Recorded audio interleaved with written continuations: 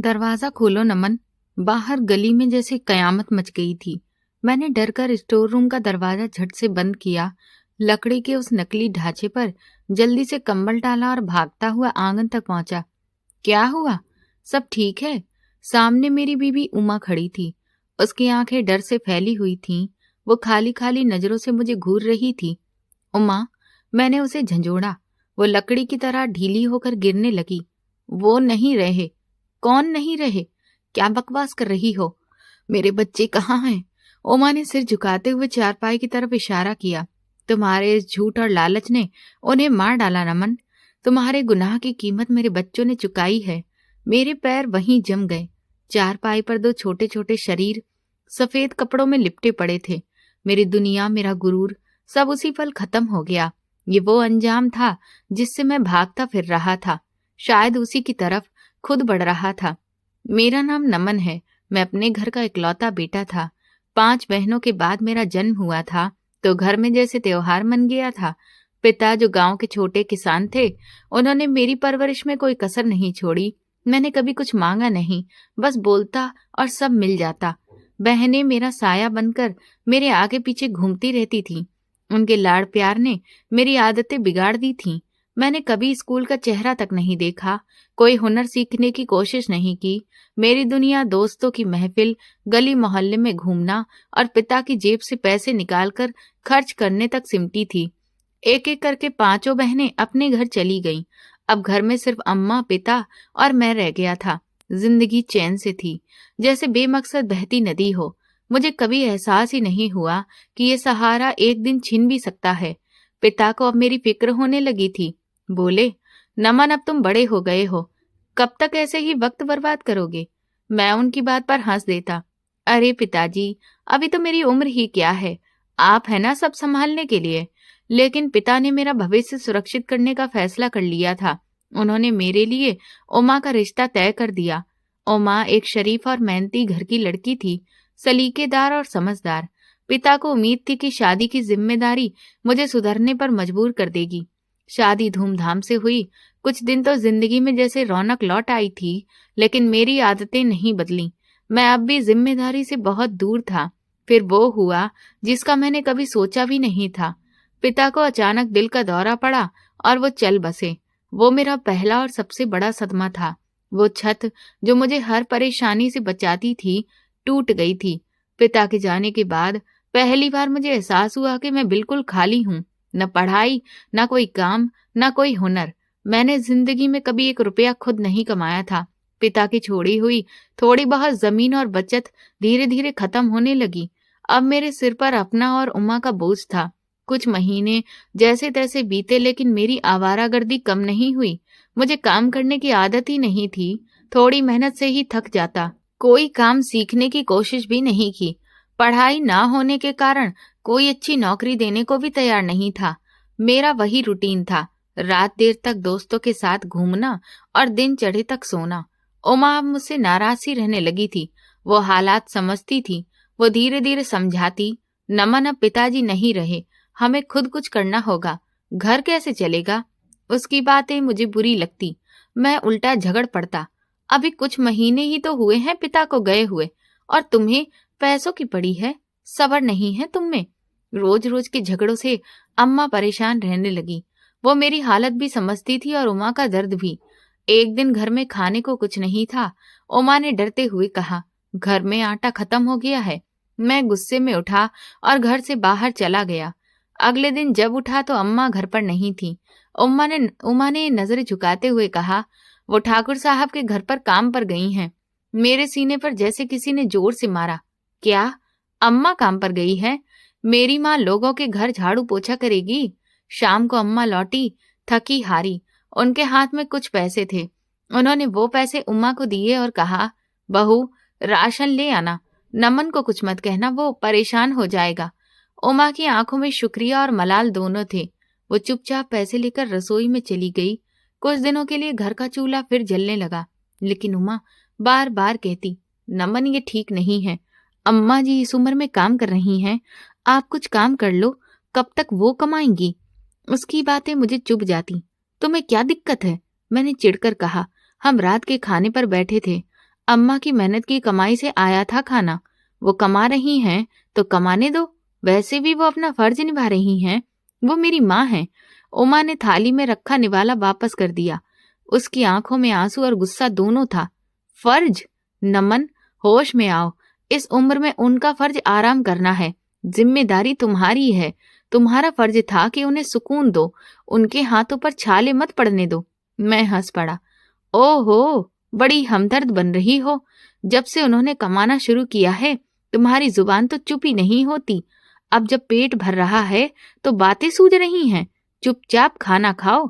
उमा बोली, ये निवाले मेरे गले से नहीं उतरते, मुझे हराम लगते हैं, जो मेरी सास की मेहनत से आए हैं। मैं गुस्से से चिल्लाया, तुम मर जा भूखी। जब तक मैं काम नहीं करता यही होगा, और जब मन भरेगा तब करूंगा। मैं अपना फर्ज भूल चुका था। मैं ये भूल गया था कि जिस पिता ने मुझे राजा बनाकर पाला, वह अधूरी उम्मीदें लेकर चला गया, और अब जिस माँ ने मुझे पाल पोस कर बड़ा किया, मैं उसी को दूसरों के घरों में काम करवाने पर मजबूर कर रहा था। ये सिलसिला ज्यादा दिन नहीं चला। अम्मा जो पहले से ही कमजोर थी, अब ज्यादा मेहनत की वजह से बीमार पड़ गईं। एक शाम वो काम से लौटी, शरीर बुखार से तप रहा था। वो आंगन में ही गिर पड़ी। डॉक्टर ने नब्ज देखी और बोला, इनका शरीर बहुत कमजोर हो गया है, इन्हें पूरा आराम और दवा की जरूरत है, वरना कुछ भी हो सकता है। घर के जो थोड़े बहुत पैसे थे वो डॉक्टर की फीस और 2 दिन की दवाई में खत्म हो गए। अम्मा की कमाई रुक गई और घर में नया खर्चा शुरू हो गया। उमा अब डर में जीने लगी थी। वो अम्मा के पास बैठी उनके पैर दबा रही थी। बोली, नमन, अम्मा की दवाई खत्म हो गई है। डॉक्टर ने कहा था 1 दिन भी गैप नहीं होना चाहिए।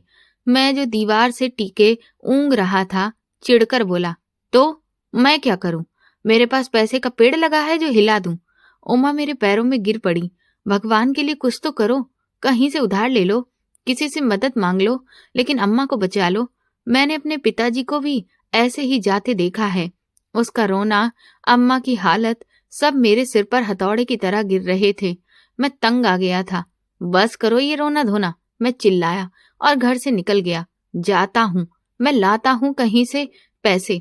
मैं गुस्से में तो निकल आया, लेकिन समझ ही नहीं आ रहा था कि अब मैं कहाँ जाऊं। जेब सूनी थी और कोई दोस्त उधार देने को तैयार ही नहीं था। घूमते घूमते मैं चौक पर पहुंचा, जहां मजदूर मंडी लगी थी। एक मिस्त्री नए बनने वाले मकान के लिए मजदूर छांट रहा था। काम करेगा छोरे? उसने मेरी हालत देखकर पूछा। मैंने मजबूरी में सिर हिला दिया। काम शुरू हुआ तो मेरी हालत खराब होने लगी। ईंटें उठाना, सीमेंट का गारा बनाना, धूप सर पर आग बरसा रही थी। मेरे नाजुक हाथ, जो कभी मेहनत नहीं किए थे, छिल गए। मैं थोड़े थोड़े काम करता और फिर छांव ढूंढ कर बैठ जाता। मिस्त्री की नजर हमेशा मुझ पर थी। ओए शहजादे, पैसे काम करने के मिलेंगे, बैठने के नहीं। उठ, शाबाश। मैं जैसे तैसे शाम तक उस सबको बर्दाश्त करता रहा। दिन खत्म हुआ तो मिस्त्री ने सबको दिहाड़ी दी। जब मेरी बारी आई तो उसने चंद नोट मेरी तरफ फेंके। ये क्या मिस्त्री जी, ये तो आधी दिहाड़ी है। उसने कड़क निगाह से मुझे देखा। तूने जितना काम किया है, तेरा इतना ही मुआवजा बनता है। तू कामचोर है, कल से नजर ना आना यहाँ। काम करना तेरे बस की बात नहीं है। मैं वो आधे पैसे लेकर घर लौटा तो रास्ते में ही रोने का मन कर रहा था। घर पहुंचा तो उमा मुंह ताके मेरी तरफ देख रही थी। मिले पैसे? मैंने वो मुड़े थोड़े नोट उसके सामने फेंक दिए। उसने नोट उठाए और उसकी आंखों में नमी आ गई। इससे तो एक वक्त की दवाई भी नहीं आएगी। मैंने इधर उधर से उधार लेकर घर का खर्चा चलाया था। दुकानदार भी पैसे मांग रहा था। हम क्या करेंगे नमन? उमा ने रोते रोते कहा। उस दिन मुझे कुछ हुआ। मिस्त्री की डांट, जिस्म का दर्द और उमा का लगातार रोना, सब कुछ मेरे दिमाग पर सवार हो गया। सिर्फ पैसे पैसे पैसे। जब से पैसे की तंगी आई थी, मेरी जिंदगी सजा बन गई थी। मैं पागल सा हो गया। मेरी हट टूट गई और मैंने उमा के बाल पकड़ लिए। आज मैं तेरा ये रोज का ड्रामा ही खत्म कर दूंगा। मैंने उसे मारना पीटना शुरू कर दिया। मैं खुद को रोक नहीं पाया। अम्मा अपनी बीमारी भूलकर हमें बचाने की कोशिश करती रहीं, पर मैं अंधा हो चला था। उस दिन के बाद ये सिलसिला शुरू हो गया। मेरी सारी नाकामियों का गुस्सा उमा पर उतरने लगा। इसी बीच भगवान ने हमें 2 बेटों से नवाजा। उनके जन्म पर घर में खुशी कम और डर ज्यादा था। उमा ज्यादातर खामोश रहती। वो अपने बेटों को सीने से लगाकर सहम कर एक कोने में बैठी रहती। बच्चे भी घर के माहौल से डरे रहते। भूख, गरीबी और मेरे गुस्से की वजह से होने वाली लड़ाइयों ने उनकी मासूमियत छीन ली थी। नमन उठो, भगवान के लिए उठो, उमा की चीख ने मुझे जगा दिया। अम्मा की सांसें रुक रही थीं। मैंने गुस्से में तकिए पर सर पटका। सोने दो उमा, रोज का ड्रामा है ये, कुछ नहीं होगा। उमा रो रही थी, उनका शरीर ठंडा सा था। उसकी आवाज ने मुझे झकझोर दिया। मैं अम्मा के पास पहुंचा तो उनकी हालत खराब थी। उनकी आंखें छत को घूर रही थी। उनके ठंडे हाथ मेरी हथेली में थे। अम्मा उठो, मैंने उसे झंझोड़ा। अम्मा आंखें खोलो, पर बहुत देर हो चुकी थी। दवाइयों की कुछ खुराकों की तड़प लिए वो दुनिया छोड़ गई।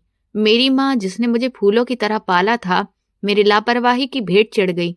उमा जमीन पर गिरकर मुंह फाड़कर रोने लगी। मार डाला, तुमने अपनी माँ को मार डाला, वो चिल्लाई। नमन, अगर तुम वक्त पर दवाई ले आते तो वो बच जाती। उसका हर शब्द मेरे सीने में छुरा घोंपता चला गया। अम्मा के अंतिम संस्कार के बाद घर में भयानक सन्नाटा छा गया। बच्चे अक्सर भूख से चिल्लाते रहते। उनके रोने से मेरा दिल कटता था। एक रात दोनों बेटे रो रो कर सो गए और उम्मा उन्हें हथेली में लेकर खाली नजरों से देख रही थी। मैंने कसकर कहा, मैं उन्हें भूखा नहीं मरने दूंगा। अम्मा तो चली गई, पर मैं अपने बच्चों को बचाऊंगा। कल मैं जरूर काम ढूंढूंगा। उमा ने मेरी तरफ नहीं देखा, बस इतना कहा, ये बात तुम कल भी कह रहे थे। अगले दिन मेरे अंदर एक जुनून सा जाग उठा। मैं बच्चों की भूख को लेकर बाहर निकल पड़ा। शहर के एक सन्नाटे इलाके में एक छोटी फैक्ट्री के बाहर मजदूरों की जरूरत है का बोर्ड लगा था। मैं अंदर गया। मैनेजर ने मुझे ऊपर नीचे देखा। काम कर लोगे? मेहनत वाला काम है, सब कर लूंगा साहब, बस नौकरी दे दो। मेरे बच्चे भूखे हैं। मुझे नौकरी मिल गई। तनख्वाह बहुत कम थी, पर मैंने सोचा थोड़ी सी कमाई कुछ नहीं होने से बेहतर है। पहले कुछ दिन मैंने दिल लगाकर काम किया। मशीनों की खटखट, गर्मी और लगातार खड़े रहना किसी यातना से कम नहीं था। पर बच्चों का ख्याल मुझे सहारा देता। मगर मेरी पुरानी आदतें आसानी से छोड़ती नहीं थी। मेरा शरीर मेहनत का आदत वाला नहीं था। काम के दौरान मैं चोरी छिपे ढंग से आलस करता। कभी माल के पीछे छुपकर बैठ जाता, कभी वक्त काटने के बहाने खाली जगह में चला जाता। मैं खुद को समझा नहीं पा रहा था कि मैं इतना सुस्त और काहिल क्यों हूँ। मुझसे मेहनत क्यों नहीं होती। शायद अम्मा पापा के प्यार ने मुझे नाजुक बना दिया था। शायद मैं वैसे ही पैदा हुआ था कि मेहनत मुझसे नहीं होती। पर उस वक्त मुझे मजबूत बनना था, क्योंकि मेरे कंधों पर 2 मासूमों की जिम्मेदारी थी, जिसका बोझ मैं उठाने में नाकाम था। मैंने दूसरी जगहों पर भी नौकरी ढूंढी, पर मेरी सुस्ती की खबर पहले ही फैल जाती, या मैं खुद ही 2 दिनों में भाग खड़ा होता। घर में फिर तंग हाली बढ़ गई। बच्चे दूध के लिए बिलखते और उमा उन्हें पानी पिला पिला कर बहलाती। उसका सब्र जवाब दे चुका था।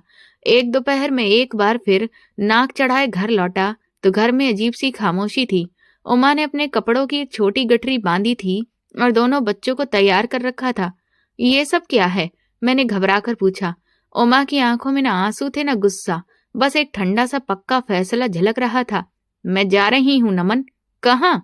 मैंने दम्भ में कहा। कहाँ जा रही हो? उसने साफ लहजे में कहा। मैंने बहुत सब्र कर लिया। मैंने अपनी सास को मरते देखा है, अब अपने बच्चों को भूख से मरते नहीं देख सकती। तुम एक नाकाम आदमी हो। तुम ना अच्छे बेटे बने, ना अच्छे पति और ना अच्छे बाप। उमा रुको। मैंने उसका रास्ता रोकने की कोशिश की और कहा, बच्चों को कहाँ ले जाओगी? तुमसे दूर। उसने मुझे धक्का दिया। जब तुम इन मासूमों का पेट पालने लायक हो जाओगे तब आकर इन्हें ले जाना, वरना हम तुम्हारे लिए मर कर रहेंगे। उसने दोनों बच्चों को गोद में उठाया और घर से निकल पड़ी। मैं दहलीज पर बेमन होकर खड़ा उसे दूर जाता देखता रहा। घर में अब सिर्फ मैं था और काट खाने वाली तन्हाई। मुझे अपने बच्चों की बहुत याद आती थी। अब मेरे अपने खाने के लिए भी कुछ नहीं था। मैं कई दिन भूखा रहा। आखिरकार भूख से बेहाल होकर घर से बाहर निकला कि शायद कहीं कोई काम धंधा मिल जाए, लेकिन मुझे कोई काम न मिला। मैं बेरोजगार ही रहा। आज दिल न जाने क्यों इतना भरा हुआ था। मैं सड़क के किनारे अपनी किस्मत पर मातम करता हुआ जारो कतार रो रहा था। पेट में भूख के मारे चूहे दौड़ रहे थे। जिस्म में इतनी ताकत भी नहीं थी कि उठकर कहीं और जा सकूं। काश मेरे पास पैसा होता, मैं खुद से कह रहा था। काश मेरी माँ जिंदा होती। काश मेरे बच्चे मेरे पास होते। मेरा दिल एक अजीब से बोझ तले दबा हुआ था। तभी मेरी नजर अपने से कुछ फैसले पर पड़ी। एक मैली सी चादर ओढ़े कोई शख्स फुटपाथ पर बेसुध पड़ा था। उससे सख्त बदबू आ रही थी। मैंने सोचा, मुझसे भी गया गुजरा कोई नशे वाला है। मैंने अपनी आंखें फेर ली, लेकिन तभी एक अजीब मंजर ने मुझे चौंका दिया। एक साफ सुथरी कार रुकी। उसमें से एक अमीर आदमी निकला। उसने एक लम्हे के लिए उस चादर ओढ़े वजूद को देखा, फिर मेरी तरफ देखा जो रो रहा था, और अफसोस से सिर हिलाते हुए एक 500 का नोट उस चादर पर फेंक कर चला गया। मैं हैरान रह गया। ये क्या? अभी मैं ये सोच ही रहा था कि एक मोटरसाइकिल सवार गुजरा। उसने भी 100 का नोट फेंका। आते जाते लोग उस पर पैसे डालने लगे। मैं हैरानी से लोगों की तरफ देखने लगा। मैं जो अभी कुछ देर पहले अपनी गरीबी और बेरोजगारी पर रो रहा था, अब लोगों को उस आदमी पर पैसे फेंकते देखकर चौंक गया था। लोग मेरी तरफ देखते, फिर उस लाशनुमा वजूद को, और कुछ न कुछ पैसे डालकर आगे बढ़ जाते। भगवान संभाले, एक औरत ने मुझसे कहा, और 20 रुपए उस चादर पर रख दिए। मेरा दिमाग घूम गया। संभाल? किस बात का संभाल? मैं रेंगता हुआ उस वजूद के करीब गया। वो वाकई कोई नशे में पड़ा इंसान था, जो शायद बहुत ज्यादा नशा करके बेहोश पड़ा था। उसका मुंह खुला हुआ था, और वो इतनी गहरी नींद में था कि उसे दुनिया की कोई खबर ही नहीं थी। तब मामला मेरी समझ में आया। लोगों की हमदर्दी इस नशे में पड़े बंदे के लिए नहीं थी, वो मेरे लिए थी। वो मेरे रोने को, मेरी इस हालत को उस बेसुध वजूद से जोड़ रहे थे। वो समझ रहे थे कि ये मेरा कोई रिश्तेदार है जो मर गया है, और मैं यूं गरीब लाचार शख्स उसके कफन के लिए पैसे न होने पर सड़क पर बैठकर रो रहा हूँ। मेरे जिस्म में एक सनसनी सी दौड़ गई। मैं भूखा था। मेरे बच्चे मुझसे छिन गए थे क्योंकि मेरे पास पैसे नहीं थे। मेरी माँ मर गई थी क्योंकि मेरे पास दवाई के पैसे नहीं थे। और यहाँ उस एक धोखे की बुनियाद पर चंद मिनटों में हजारों रुपए जमा हो चुके थे। मैंने इधर उधर देखा। गली में ट्रैफिक कम हो रहा था। मैंने कांपते हाथों से वो सारे पैसे इकट्ठे किए। वो नशे में पड़ा ही उसी तरह बेसुध पड़ा था। मैंने जल्दी जल्दी नोट गिनना शुरू किए। 500, 600, 1000, 1500, 2000। शाम तक इतने पैसे जमा हो गए थे जितने कोई मजदूर एक हफ्ते में शायद कमा ना सकता हो। ये रकम मेरी सोच से कहीं ज्यादा थी। मेरी आंखों में एक नई खतरनाक चमक उभरी। मैंने वो सारे पैसे उस आदमी की चादर से इकट्ठे किए और उन्हें अपनी जेब में ठूस लिया। मेरा दिल जोर जोर से धड़क रहा था, लेकिन ये खौफ नहीं, एक अजीब सी खुशी थी। मैं तेजी से उठा और घर की तरफ भागा। रास्ते में तंदूर से रोटियां और सब्जी खरीद ली। कई दिनों बाद पेट भरकर खाना खाया। हर निवाले के साथ मेरा दिमाग तेजी से काम कर रहा था। ये काम अच्छा है, मैंने खुद से कहा। न मेहनत, न मजदूरी, न किसी की झगड़ियां, बस बैठकर रोना ही तो करूं। और वो तो मुझे वैसे भी आ रहा था। मैंने जेब से पैसे निकाले और उन्हें फिर से गिनना शुरू किया। अगर मैं ये काम हर रोज करूं तो कुछ ही दिनों में अमीर हो जाऊंगा। एक शैतानी ख्याल मेरे जहन में आया। मैं उमा को भी वापस बुला लूंगा। नहीं, उसे अभी नहीं बताऊंगा। मैं उसे कहूंगा कि मुझे नौकरी मिल गई है। जब तक वो आएगी नहीं, तब तक मैं खूब पैसे कमा लूंगा। उस कानो कान खबर भी नहीं होने दूंगा कि मैं ये काम करता हूँ। एक लम्हे को माँ का चेहरा आंखों के सामने आया, लेकिन पैसों की चमक ने उस अक्स को धुंधला कर दिया। घर पहुंचकर मैंने पैसे बिस्तर पर बिखेर दिए। नोटों की ये हरियाली मेरी आंखों को सुकून दे रही थी। इतना पैसा मैंने कभी नहीं देखा था, और मैं मूर्खों की तरह ईंटें उठा रहा था। मेरा दिमाग अब उस नशे में पड़े बंदे से हटकर असल मसले पर आ गया था। लेकिन मैं हर रोज एक बेहोश नशेड़ी कहाँ से लाऊंगा, मैंने सोचा। और अगर वो जाग गया तो, या किसी ने उसे पहचान लिया तो मेरा सारा जोश ठंडा पड़ जाएगा। ये काम इतना आसान नहीं था। मुझे एक पक्का हल चाहिए था। मैंने फिर एक ऐसा मरा हुआ जो कभी न जागे, कभी भी न बोले, और जिसे कोई भी न पहचाने, एक नकली मरा हुआ। ये ख्याल बिजली की तरह मेरे दिमाग में कूद पड़ा। एक ऐसा ढांचा जो दूर से इंसान लगे। मेरा दिमाग फौरन घर के पिछवाड़े बने पुराने स्टोर रूम की तरफ गया, जहां पिता के जमाने का पुराना टूटा फूटा सामान पड़ा था। माँ की मौत के बाद वहां कोई नहीं गया था। ओमा को तो घर की कुछ चीजों से एलर्जी थी। वो उस कमरे के करीब भी नहीं फटकती थी। मैं फौरन उठा, स्टोर रूम का दरवाजा खोला तो मिट्टी और सीलन की गंध ने मेरा स्वागत किया। मैंने खांसते हुए अंदर कदम रखा। एक कोने में पुरानी चारपाई की टूटी हुई पट्टियां पड़ी थी, कुछ पुराने बांस और एक फटा हुआ कुशन भी था। यही है, मैं खुशी से चिल्लाया। अगले 2 घंटे में मैंने उस ढांचे को बनाने में सारा जोर लगा दिया। मैंने लकड़ी की पट्टियों को रस्सियों से बांधकर एक इंसान कद का बुनियादी ढांचा तैयार किया। ये मुश्किल था, मेरे हाथ छिल गए, लेकिन पैसों के लालच ने मुझे हिम्मत दी। मैंने बाजुओं और टांगों को जोड़ा। सबसे मुश्किल सिर बनाना था। मैंने वो पुराना बदबूदार कुशन उठाया और उसे गर्दन वाली जगह पर इस तरह से पटक दिया कि एक उभार बन गया। मैंने इसे जमीन पर लिटाया। ये बेढंगा सा लग रहा था। नहीं, ये काम नहीं करेगा। मैं मायूस होने लगा। फिर मैंने माँ के पुराने संदूक से एक मोटी चादर निकाली और उस ढांचे पर डाल दी। एकदम जैसे जादू हो गया। चादर के नीचे वो लकड़ी और कुशन का ढेर वाकई एक सोए हुए इंसान जैसा तासुर देने लगा। मुंह वाली जगह पर कुशन का उभार बिल्कुल ठीक लग रहा था। कमाल है, ये तो बिल्कुल असली का लगता था। मैंने इत्मीनान की सांस ली। अब बस उस पर एक सफेद चादर डालनी है। अगले दिन मैंने सुबह सुबह वो ढांचा उठाया, उसे एक पुरानी बोरी में छुपाया और शहर के सबसे व्यस्त पुल के नीचे जा बैठा। ये जगह मैंने कल ही चुनी थी। यहाँ से हजारों लोग गुजरते थे। मैंने ढांचे को फुटपाथ पर लिटाया, उस पर सफेद चादर डाली और उसके सर के किनारे पर बैठ गया। मेरा दिल धक धक कर रहा था। अगर पकड़ा गया तो, अगर किसी ने चादर हटा दी तो? फिर मुझे अपने भूखे बच्चों का ख्याल आया। नहीं, मुझे ये करना है। मैंने अपने चेहरे पर दोनों हाथ रखे और रोने का ड्रामा शुरू कर दिया। हाय, मेरा भाई मर गया। भगवान, मैं गरीब हूँ, अब इसका अंतिम संस्कार कैसे करूंगा? मैं जोर जोर से बिलखने लगा। शुरू में लोग मुझसे परहेज करके निकल जाते थे। कुछ ने घूर कर देखा, कुछ ने इतरा कर टाल दिया। शायद सोचा कोई भिखारी है। पर जब मेरी आवाज और तेज हुई तो एक बुजुर्ग रुक गया। क्या हुआ जवान, क्यों रो रहा है? बाबा जी, मैंने आंखों में आंसू लाने के नाटक किया। मेरा भाई था, एक्सीडेंट हो गया। अब मेरे पास इसके अंतिम संस्कार के पैसे भी नहीं हैं। बुजुर्ग ने चादर में लिपटी लाश को झांका। आदमी की चाल कुछ झुकी हुई थी। हाय रे किस्मत, भगवान सबर दे बेटा। उन्होंने जेब से 100 का नोट निकाला और चादर पर रख दिया। ये मेरी पहली कमाई थी। दिल में कुछ हलचल सी हुई। फिर क्या था, जैसे लाइन लग गई। लोग रुकते, मुझसे दया दिखाते और उस नकली मुर्दे पर पैसे डालते। कोई बोलता, कितना मजबूर है ये बेचारा। एक औरत बोली, दुनिया रंगमंच है भाई, सबर करो। 50, 100, 500। मैं खुद रो रहा था, अपनी औरत का रोना कर रहा था और लोग उसे मेरे भाई का गम समझ रहे थे। मुझे खुद पर हंसी आ रही थी कि मैं ये तमाशा कर रहा हूँ। शाम तक नोटों का ढेर लग गया था। आज की कमाई कल से भी ज्यादा थी। मैंने जल्दी से पैसे समेटे, ढांचे को फिर बोरी में ठूंस दिया और घर की तरफ दौड़ पड़ा। आज मैं बादशाह था। मैंने सोचा, अब उमा को फोन करूंगा, उसे कहूंगा मुझे बड़ी नौकरी मिल गई है। मेरा हकीकी दिल खामोश हो गया था। पैसे की खनक ने सब कुछ दबा दिया था। फिर रोज यही रिवाज बन गया।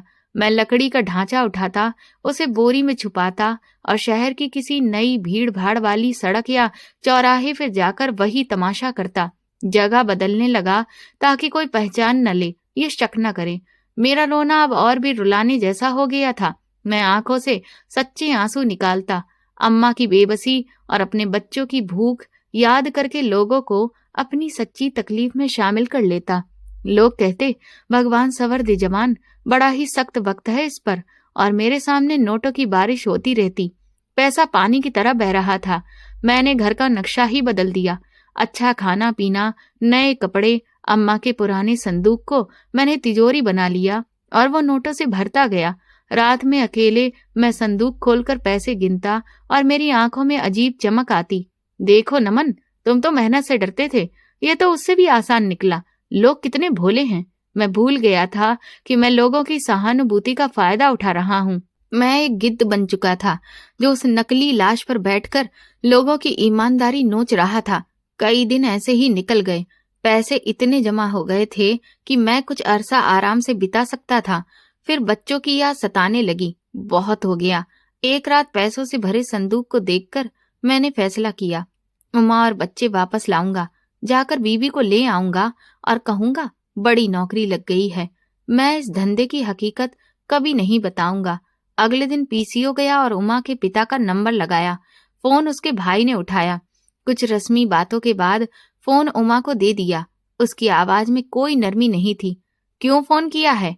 उमा, मैंने जितनी मीठी आवाज भर सकता था भरी और कहा, मैं नमन बोल रहा हूँ। कैसी हो तुम? बच्चे कैसे हैं? उसकी टोन ठंडी थी। हम वैसे ही ठीक हैं, तुमसे बेहतर हैं। क्यों, याद आ गई हमारी? क्या फिर से कोई ड्रामा कर रखा है? उसका तंज मेरे दिल में चुभा, पर मैंने गुस्से को दबा लिया। नहीं उमा, ऐसी बात नहीं है। मैं तुम्हें खुशखबरी देना चाहता हूँ। कैसी खुशखबरी? उसने शक में कहा। मुझे नौकरी मिल गई है। मैंने फक्र से कहा। बहुत अच्छी नौकरी, फैक्ट्री में सुपरवाइजर, अच्छी तनख्वाह। कुछ सेकंड की खामोशी रही। मुझे लगा वो फोन काट देगी। मैं जानता हूँ तुम फिर कोई नाटक कर रहे हो, वो बोली।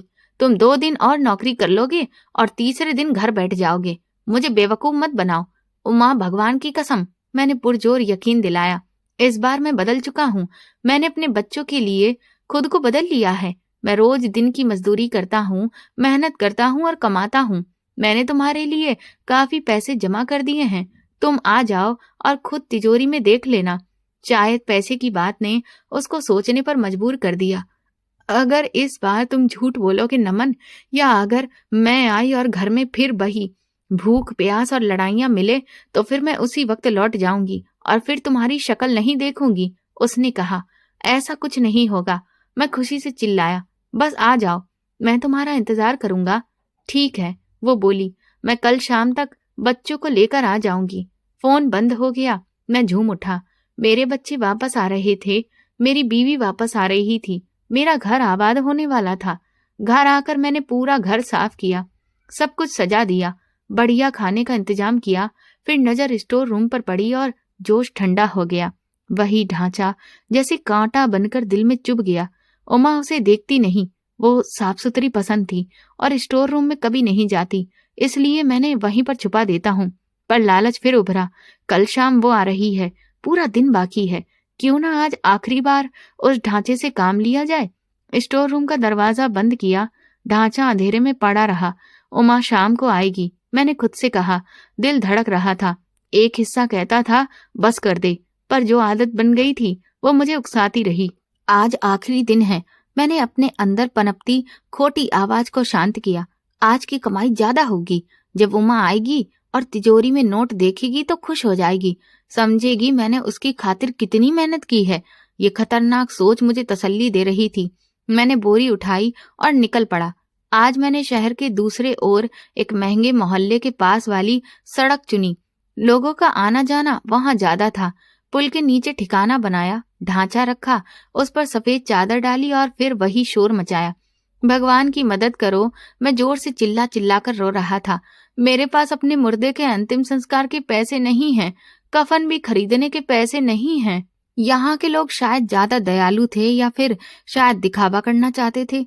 लोग रुकते और हैरानी से बड़े बड़े नोट फेंकते। 1000 और 500 के नोट उस नकली मुर्दे के ऊपर ऐसे गिर रहे थे जैसे पैसे की बारिश हो रही हो। मेरी आंखों में आंसू तो थे, लेकिन वो दुख के नहीं, लालच और खुशी के थे। मैं मन ही मन उन सब बेवकूफों पर हंस रहा था। मैं अपने नाटक में इतना खोया हुआ था कि मुझे अपने पास खड़े उस आदमी का एहसास ही नहीं हुआ।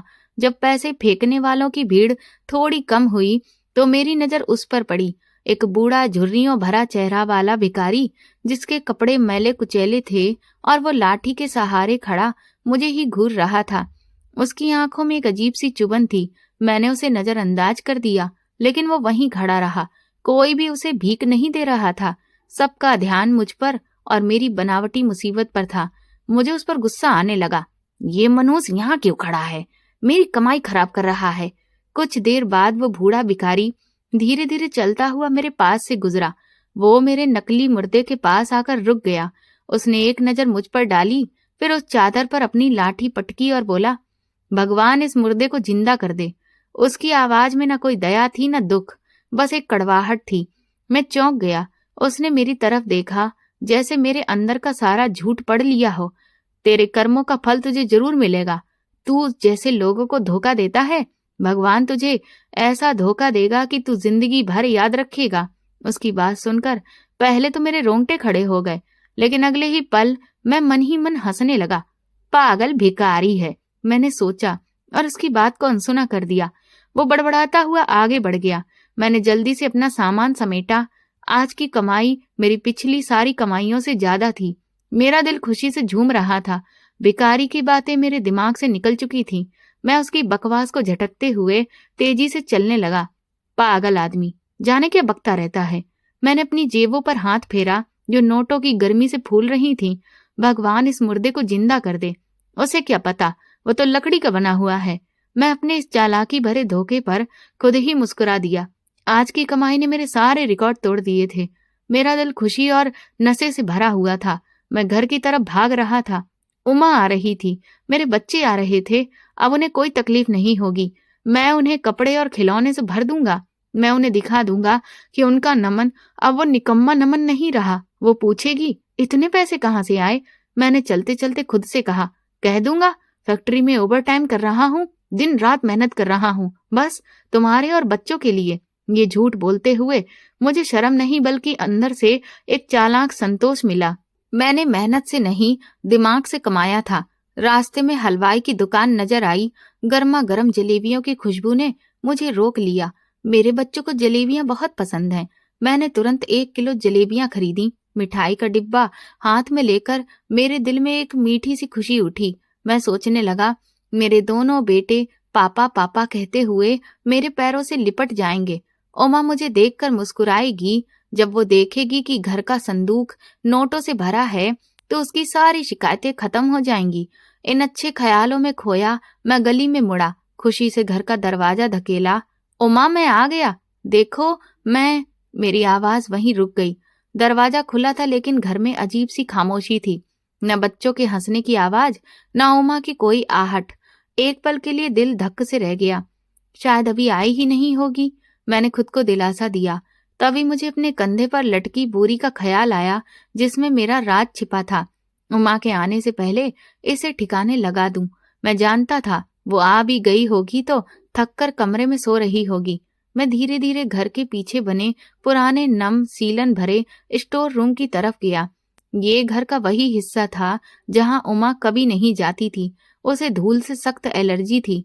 मैंने दरवाजा खोला। अंदर अंधेरा और पुरानी लकड़ियों की बदबू थी। मैंने वो बोरी जिसमें नकली कंकाल था एक कोने में फेंकी और दरवाजा बंद करके कुंडी लगा दी। चलो, ये सिरदर्द खत्म। मैंने हाथ झाड़े। कल से ये काम बंद। मैंने गहरी सांस ली। मेरा पाप, मेरा धोखा उस कमरे में बंद हो गया था। अब मैं अपने घर वालों से मिलने को बेचैन था। मिठाई का डिब्बा संभाला और मुस्कुराता हुआ आंगन में पहुंचा। उमा, बच्चों कहाँ हो सब? देखो मैं। मेरे शब्द वहीं अटक गए। मैं जैसे पत्थर बन गया। मेरे पैरों के नीचे से जमीन निकल गई। आंगन के बीचों बीच अम्मा की पुरानी चारपाई पर 2 छोटे सफेद कपड़ों में लिपटे जिस्म रखे थे। उनके पास जमीन पर उमा अपने बाल नोचती हुई बैठी थी। वो रो नहीं रही थी बल्कि ऐसे चिल्ला रही थी कि मेरा कलेजा फट गया। मेरे हाथ कांपने लगे। मिठाई का डिब्बा मेरे हाथ से गिर गया। गरम गरम जलेबियां मिट्टी में बिखर गईं। मैं जड़ होकर खड़ा रह गया। मेरे कानों में उस बूढ़े भिखारी की आवाज गूंज उठी, भगवान इस मुर्दे को जिंदा कर दे। मेरी नजर अपने स्टोर रूम के बंद दरवाजे पर गई। मैंने नकली मुर्दा छुपाया था और भगवान ने मेरे घर में असली मुर्दे लाकर रख दिए थे। मैंने कांपते हुए चारपाई की तरफ देखा। तेरे कर्मों का फल तुझे मिलेगा। ये था वो फल। भगवान तुझे ऐसा धोखा देगा जो तू कभी नहीं भूल पाएगा। ये था वो धोखा। मैं लोगों को धोखा देकर पैसे कमा रहा था और भगवान ने मुझे मेरी जिंदगी का सबसे बड़ा धोखा दे दिया था। जेब में रखे वो नोट अब आग की तरह लग रहे थे। मैं एक जिंदा लाश की तरह खड़ा था। समझ नहीं आ रहा था कि मेरे साथ क्या हो गया। उमा की चीखें मेरे कानों में पिघले शीशे की तरह उतर रही थी। मैं दहलीज पर जमे खड़ा था। मेरी टांगों में जान नहीं थी।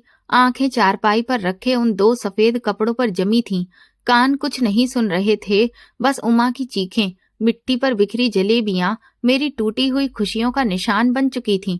नमन बस देखता रह गया। उमा लाशों पर गिरकर बिखर चुकी थी। फिर उसने अपना सिर उठाया। उसका चेहरा सूजा हुआ था, आंसुओं से भीगा हुआ, आंखों में खालीपन था। वो मुझे देखती रही जैसे यकीन नहीं हो रहा हो कि मैं सच में वहां खड़ा हूं। फिर वो उठी। उसका शरीर थरथरा रहा था। वो लड़खड़ाती हुई मेरे पास आई।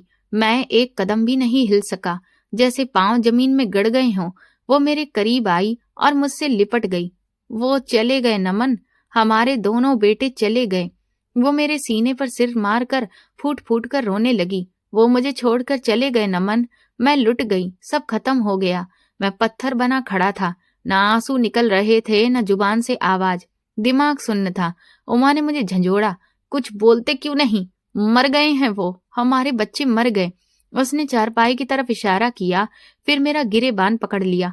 मैंने क्या पाप किया था नमन? मैंने तो कभी किसी का बुरा नहीं किया। मैंने तो कभी किसी को तकलीफ नहीं दी। तुम्हारी हर गलती, हर गुस्सा सहा। अपनी सास को तुम्हारी वजह से मरते देखा, फिर मेरे साथ ऐसा क्यों हुआ? कौन सा गुनाह किया मैंने? उसका सवाल मेरे सिर पर हथौड़े की तरह पड़ा। कौन सा गुनाह? मेरे कानों में फिर वही आवाज गूंजी, भगवान इस मुर्दे को जिंदा कर दे, तेरे कर्मों का फल तुझे मिलेगा। भगवान तुझे ऐसा धोखा देगा कि तू जिंदगी भर ना भूल पाए। मैंने कांपती हुई चारपाई पर पड़ी दो असली नन्ही मुन्नी लाशें देखीं।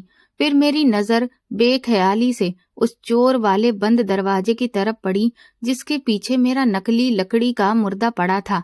मैंने अपनी जेबें छुईं, आज की कमाई से जो फूली हुई थीं। वो हराम पैसा जो उन मासूमों पर खर्च हो रहा था, शायद उससे पहले भगवान ने मुझे सजा दी कि ये पैसे मेरे बच्चों पर ही खर्च होंगे। इससे पहले ही मैं अपनी सजा पूरा कर चुका था।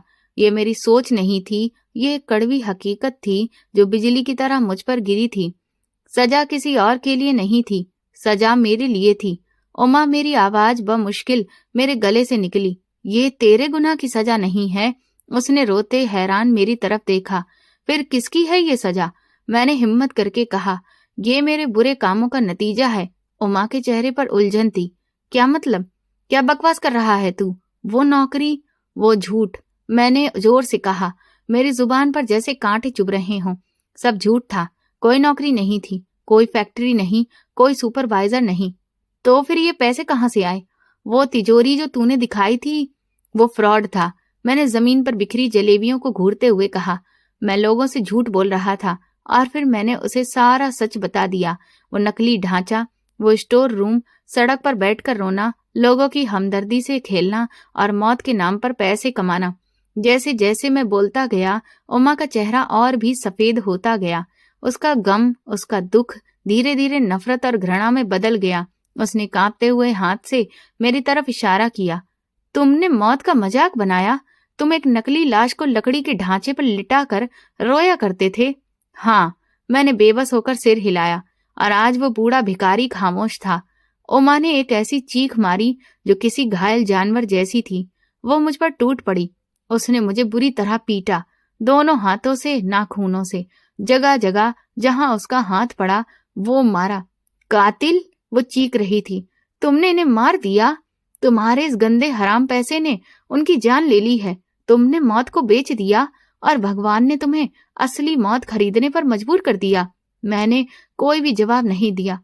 हाँ, मैं मार को सहता रहा। क्यों? फिर वो चीखी, तुम्हारे बुरे कामों की वजह से मेरे बच्चों को सजा क्यों मिली? तुमने गुनाह किया, तुमने फ्रॉड किया और कीमत मेरे मासूम ने अपनी जान देकर चुकाई। क्यों नमन? जवाब दे। सजा भगवान ने मेरे लिए चुनी है, मैंने रोते हुए चिल्लाया। वो मेरे पहले असली आंसू थे जो मेरे गुनाह को महसूस करके निकले थे। ये सजा मेरे लिए है। उसने मुझे दिखाया कि मैं नकली लाश पर रोता था और अब उसने मुझे रोने के लिए दो असली लाशें दे दी। मैं उन पर हराम के पैसों से कफन चढ़ाने ही वाला था। उसने उन्हें मुझसे छीन लिया।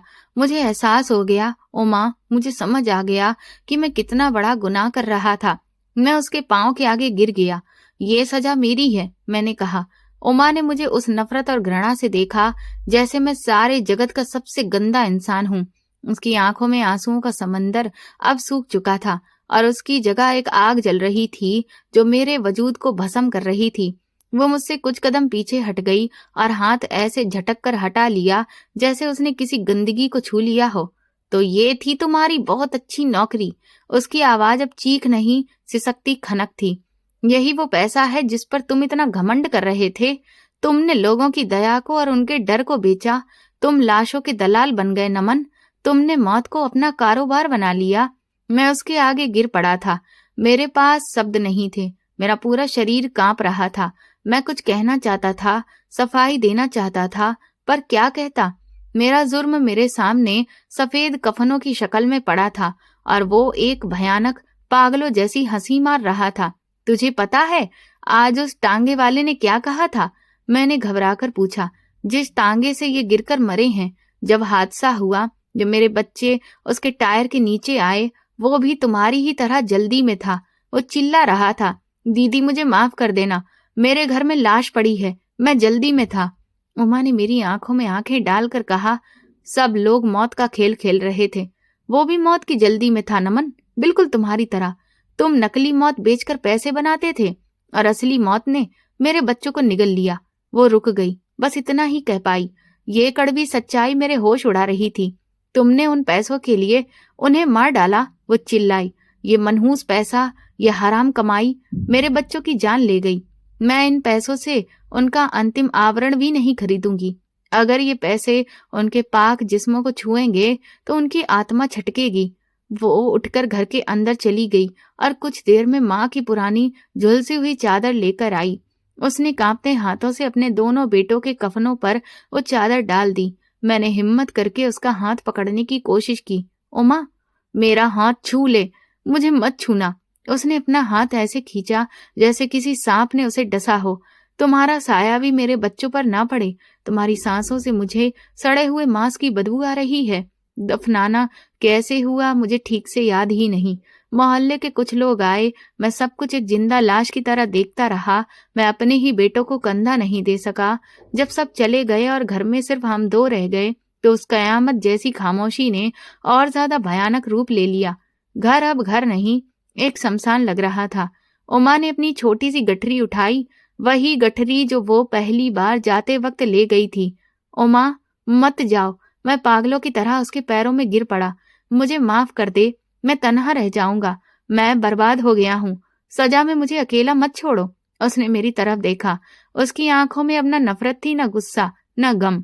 वो पूरी तरह खाली थी।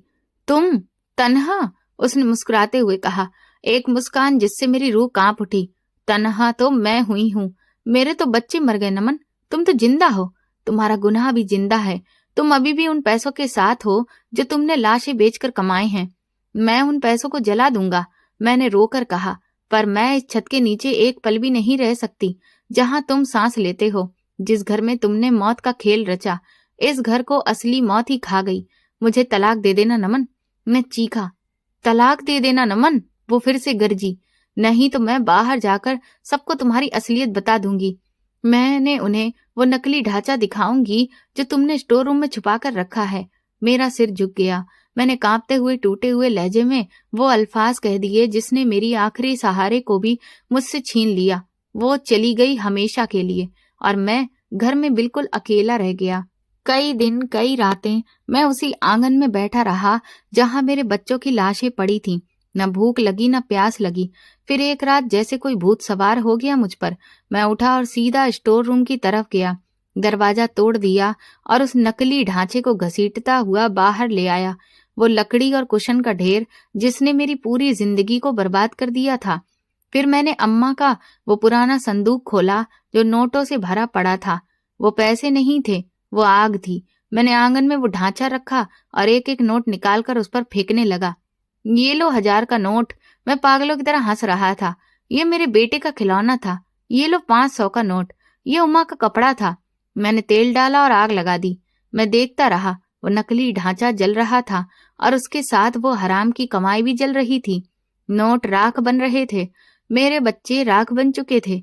मेरी पूरी जिंदगी राख हो चुकी थी। जब सब जल गया, मैं चुपचाप उस घर से निकल आया। मैं फिर अकेला था।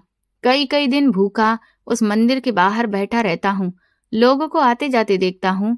मुझे अपने पापा का लाड़ याद आता है, अम्मा की मेहनत याद आती है, उमा का सब्र और अपने बच्चों की सिसकियां याद आती हैं। अब तो मैं भी उस बूढ़े भिखारी के जैसा लगने लगा हूँ। फर्क बस इतना है कि मैं भीख नहीं मांगता, कभी किसी के आगे हाथ नहीं फैलाता। मैंने बूढ़ा आंचल अपने लिए मोहरा बना लिया है। उसी से थोड़ा बहुत कमा लेता हूँ, क्योंकि मुझे मेरे किए की सजा इस जन्म में ही मिल गई। मैंने लाड़ प्यार में अपनी जवानी बर्बाद कर दी, आलस और लालच में अपनी जिम्मेदारी खो दी, झूठ और धोखे में अपना ईमान बेच दिया और भगवान ने मुझे दिखा दिया कि जब वो लेता है तो सब कुछ छीन लेता है। मैंने नकली लाश पर आंसू बहाकर लोगों को धोखा दिया था। भगवान ने मुझे 2 असली लाशें दे दी, जिन पर मैं उम्र भर रोता रहूंगा। कभी खाना मिल जाता है तो खा लेता हूँ, नहीं मिलता तो भूखा रह जाता हूँ। मैंने खुद को सजा के लिए छोड़ दिया है, ऊपर वाले की सजा के लिए भी अब तैयार हूँ। सच तो यही है कि मेहनत में ही इज्जत है। झूठ, धोखा और शॉर्टकट से कमाया पैसा कभी सुकून नहीं देता। वो पैसा हमेशा अपने साथ बर्बादी लाता है। वो आपसे वो चीजें छीन लेता है जो दोबारा कभी नहीं मिल सकती, चाहे वो रिश्ते हों, सुकून हो या मेरी तरह आपकी औलाद। हराम का एक टुकड़ा हलाल की पूरी जिंदगी को तबाह कर देता है। तो दोस्तों, आपको हमारी ये कहानी कैसी लगी, प्लीज मुझे कमेंट सेक्शन में जरूर बताएं। मेरे चैनल को सब्सक्राइब कर वीडियो को लाइक कर दें और इस वीडियो को हाइप भी दें। और ऐसी और भी रोमांचक कहानियां सुनने के लिए मेरे चैनल के साथ बने रहें। ये पूरी कहानी काल्पनिक है। इसका किसी भी व्यक्ति, स्थान या वास्तविक घटना से कोई संबंध नहीं है।